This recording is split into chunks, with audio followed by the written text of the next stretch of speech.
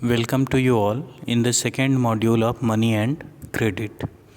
In this module, we will cover what is the formal sources of credit, what are the informal sources of credit, and difference between formal and informal source of credit, and why there is the need to expand the formal source of credit.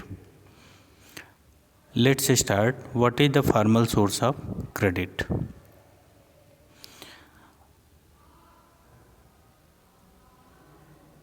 Formal sources of credit, it includes all those sources of credit which is regulated by government or Reserve Bank of India.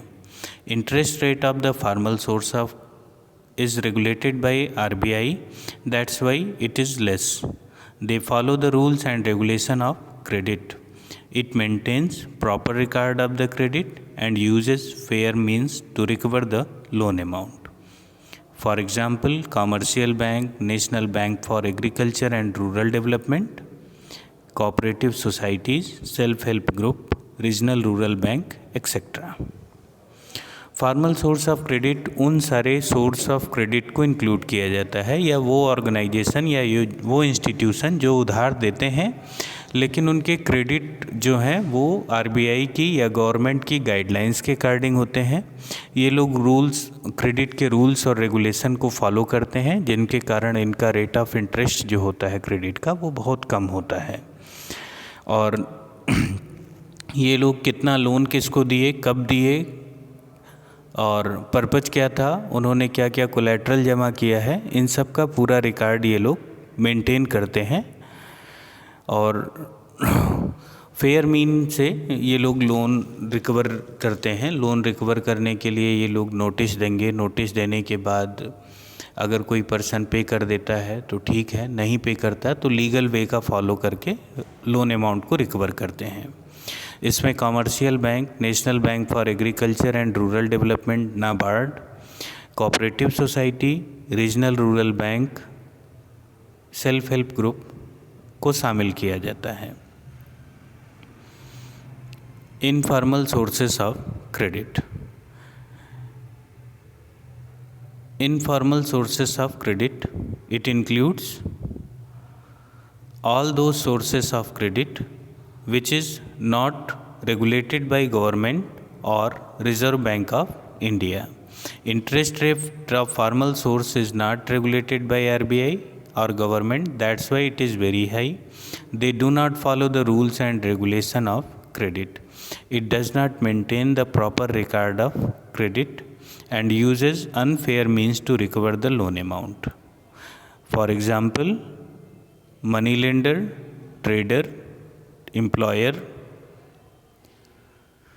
relatives and friends. Formal source of credit उन सारे sources credit को include करता है जो government के rule regulation में नहीं आते या गवर्नमेंट के रूल रेगुलेशन का फॉलो अप भी नहीं करते हैं। तो गवर्नमेंट का रूल रेगुलेशन फॉलो न करना और गवर्नमेंट के कंट्रोल में न होने के कारण इनका इंटरेस्ट रेट मनमाना होता है। जिस रेट पे बारोवर लेने को तैयार है और लेंडर देने को तैयार है उसके अकॉर्डिंग रेट ऑफ इंटरेस्ट तय होता है। नॉर्मली इनका इंटरेस्ट रेट जो होता है वो बहुत ज़्यादा होता है और ये कोई रूल रेगुलेशन फॉलो नहीं करते, न कोई रिकॉर्ड मेंटेन करते हैं कि कब लोन दिया, कितना लोन दिया, कब वापस हुआ, कितना वापस हुआ, इन सब का कोई प्रॉपर रिकॉर्ड मेंटेन नहीं होता। और लोन रिकवर करने के लिए ये अनफेयर मीन्स का भी यूज़ करते हैं।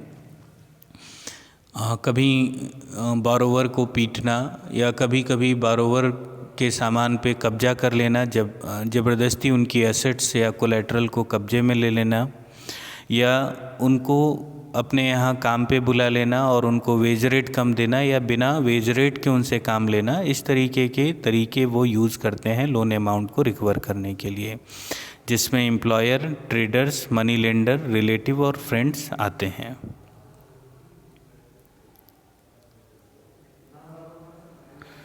How does RBI regulate formal sources? RBI formal sources को कैसे रेगुलेट करता है?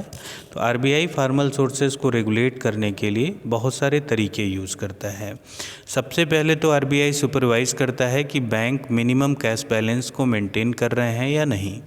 तो टोटल डिपॉजिट का एक सर्टेन परसेंटेज बैंक को मिनिमम कैश के फॉर्म में मेंटेन करना होता है, ताकि जब भी डिपॉजिटर्स पैसा विड्रॉल करने आए तो उनको प्रॉपरली पैसा मिलता रहे।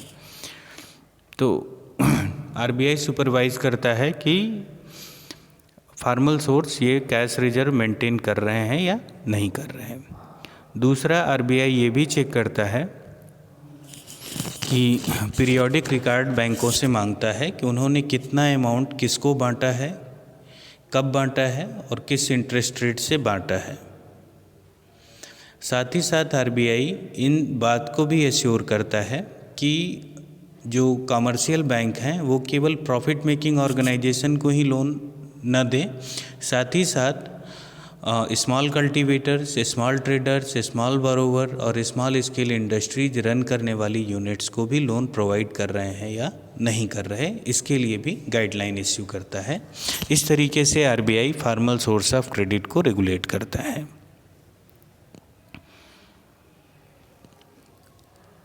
क्वेश्चन आता है कि क्या फॉर्मल सोर्स ऑफ क्रेडिट को एक्सपेंड करने की ज़रूरत है? Yes, there is need to expand the formal source of credit to protect the small borrowers from डेब्ट ट्रैप। तो अगर फॉर्मल सोर्स नहीं रहेंगे तो ज़्यादातर लोग मनी लेंडर से और ट्रेडर से, इन लोगों से ज़्यादा पैसा उधार लेंगे और इनका इंटरेस्ट रेट ज़्यादा होने के कारण नॉर्मली पीपल जो होते हैं वो डेब्ट ट्रैप में फंस जाते हैं।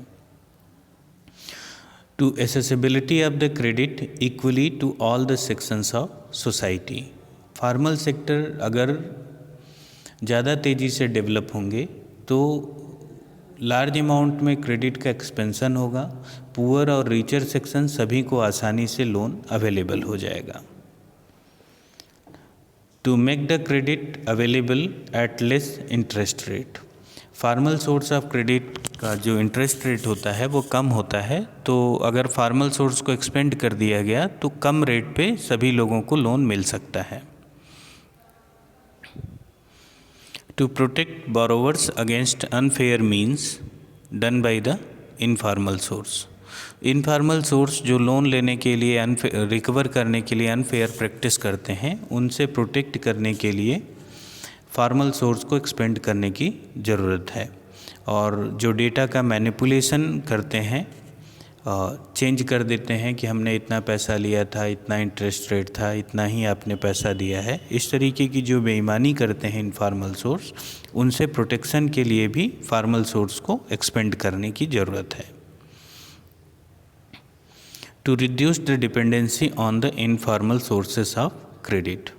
इनफॉर्मल सोर्स से क्रेडिट मिल पाएगा या नहीं मिल पाएगा, ये पर्सनल रिलेशन पे भी डिपेंड करता है कि अगर एक पर्सन का रिलेशनशिप रिलेटिव से, फ्रेंड से अच्छा है या मनी लेंडर ट्रेडर से अच्छा है तो उसको आसानी से लोन मिल जाता है, लेकिन अगर यहीं रिलेशनशिप अच्छे ना हो तो लोन नहीं मिलता।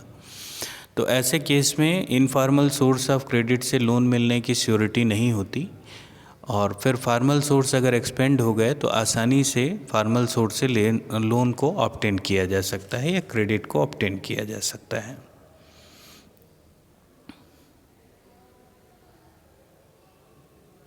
Self help group.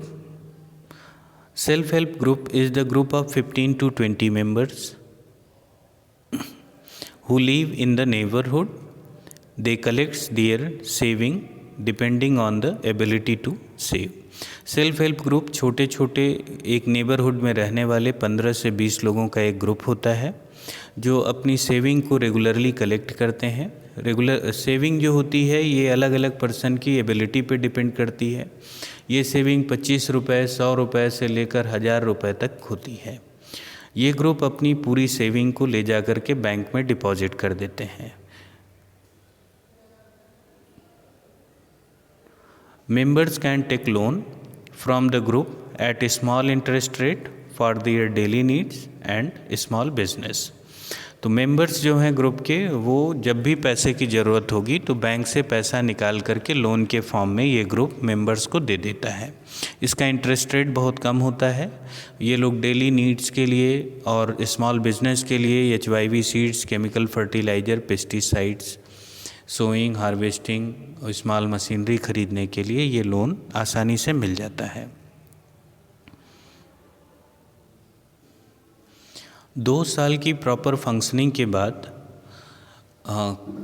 Commercial bank जो हैं वो small scale self help group को लोन भी प्रोवाइड करते हैं।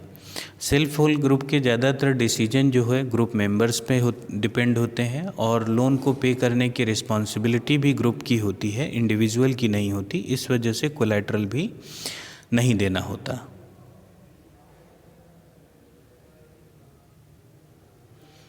It provides platform to discuss on the social issues. ज़्यादातर महिलाएं इस ग्रुप की मेंबर होती हैं और वो सोशल इश्यूज़ पे डिस्कस भी करती हैं, जैसे डोमेस्टिक वायलेंस है, हेल्थ इश्यू है और फीमेल फोइटिसाइड है। इन सारे इश्यूज़ पे चिल्ड्रन केयर है, चाइल्ड केयर है, इन सब पे इनका डिस्कशन भी होता है।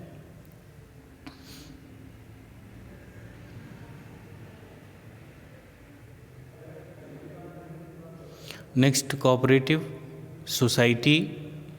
Cooperative society is a group of people who collects deposit from members with help of deposits as a collateral. Cooperative receives huge amount of loan from bank. These funds are used to distribute loan to members at low interest rate. Cooperative एक association होता है जिसमें कई लोग, कई member group होते हैं जिनको रजिस्टर्ड किया जाता है कोऑपरेटिव सोसाइटी एक्ट में। और इस कोऑपरेटिव सोसाइटी के जो भी कॉमन इंटरेस्ट के पर्सन होंगे वो इसके मेंबर हो सकते हैं। हर पर्सन अपने रिसोर्स के अकॉर्डिंग पैसा डिपॉजिट करता है। सारे पर्सन के डिपॉजिट्स को बैंक में जमा कर दिया जाता है कोऑपरेटिव्स के नाम से और उसको एज ए कोलैटरल लेकर के कोऑपरेटिव बैंक से लोन ले लेती है। अगर मेंबर को ज़रूरत है तो वो लोन बैंक इंटरेस्ट रेट से थोड़े हायर इंटरेस्ट रेट पे प्रोवाइड किया जाता है मेंबर्स को। ग्रामीण